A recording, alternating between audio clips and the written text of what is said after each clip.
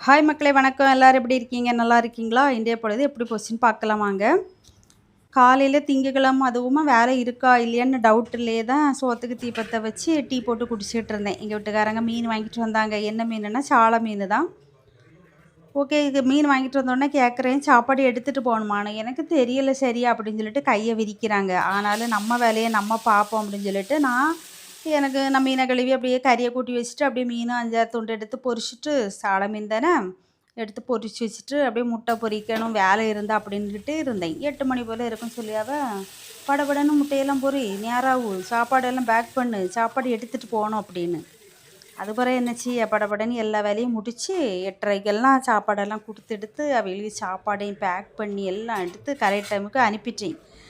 ஏன்னா முதல்ல கரெக்டாக சொல்ல மாட்டாவ. ஆனா அவிய சொல்ல டைமுக்கு நம்ம பேக் பண்ணி குடுக்கட்டா அது வேற 7:30 இழுப்பாவ. வேற என்ன செய்ய எல்லார் வீட்லயும் இப்படி தான் இருக்கும் போலுக்கு. சரி ஓகே அவங்கள ஒரு வழியா வேலைக்கு அனுப்பிட்டு அப்பாடான்னு இருக்கலான்னு பார்த்தா பசங்க சொல்லுவாங்க, "எம்மா சப்பாத்தி சுட்டு தாங்கம்மா காலையிலைக்குன்னு." ஓகே அப்படின்னு நான் மாவு ரசனையும் பிள்ளை தேய்ச்சி தந்தா இருந்தாலும் சுட்டு எடுத்து காலையில சாப்பிட்டுக்கிட்டு கொஞ்சம் நேரம் இருந்து பொழுத போக்கினேன். மத்தியானம் போல இருக்கும் எங்க வீட்டுக்காரங்க ஃபோன் பண்றாங்க. "ஒரு பால் காய்ப்பு வீட்டுக்கு போகணும்ல, போயிட்டு வந்துரு" அப்படின்னு.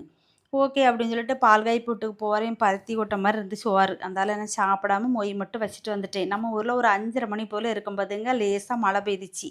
நல்லா மழை பெய்யுதுன்னு வச்சுக்கோங்க, எல்லாரும் சந்தோஷப்படுவாவ. ஆனா நான் கொஞ்சம் கவலைப்படுவேன். ஏன் தெரியுமா? எங்களுக்கு பின்னாடி வந்து கொஞ்சம் தாழ்ந்த இடம். மழை தண்ணி வெளிய போவே செய்யாது. அதுதான்.